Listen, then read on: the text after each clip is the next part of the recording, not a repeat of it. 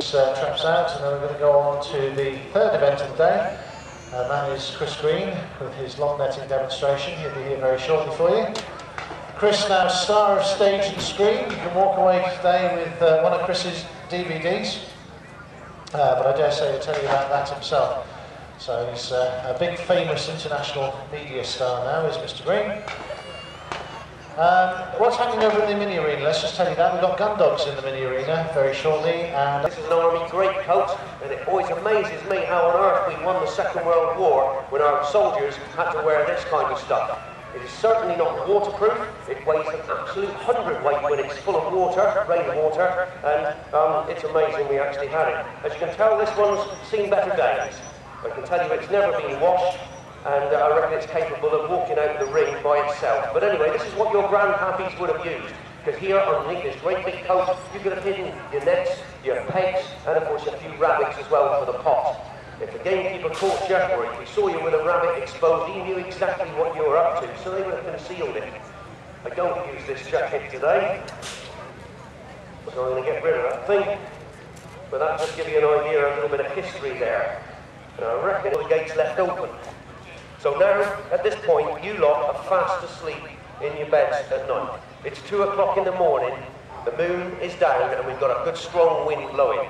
And it's blowing from over there, and it's blowing down the field back to the woods. I'm going to use that wind to cover my scent and the little sounds I inevitably will make. And I go to work. At each end of the net, we've got an anchor peg. And the net's fixed firmly to that, and as will soon be apparent, a lot depends on how I set the net away the last time I used it, and that will depend how it runs out in the dark. Remember, there are no lamps, no torches. This is all done with muscle memory, with that feeling in your fingers.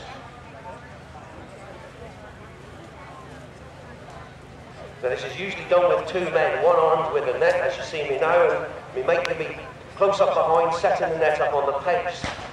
But if your best mate is a village idiot, or he ain't got a clue how to keep quiet, if you haven't well practiced this, the best thing for you to do is leave them at home and do what I'm doing and go single-handed. It does take longer, but this is by far the best way. Fixed with a clothes hitch. Notice the net, we've got a lot of slack here. A 100-yard net should have approximately 200 yards of netting. And that's reduced down to 100 yards of top and bottom line, which gives you that extra bag. Now this is what the Victorians used to call kill, which is a bit bizarre because the long net does not kill anything. It just tangles them up and wraps them up, as you will see. And remember, the wind's at me back, it's blowing a hoolie. I can hear the wind in the trees. And it's dark and black as a cow's guts. This is the traditional method I'm showing you. There are faster methods, but you do need to practice that pretty well. It's where you've got your nets already fixed to your pegs. And it comes out of a great big basket. A dog which was incredibly well trained.